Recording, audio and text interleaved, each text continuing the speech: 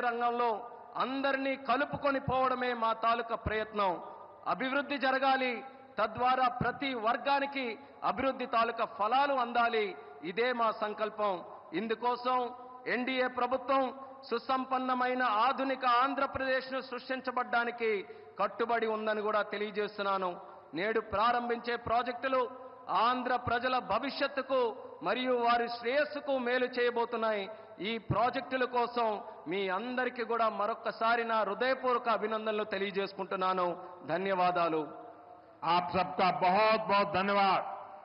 అందరికీ కూడా మరొక్కసారి నా హృదయపూర్వక ధన్యవాదాలు.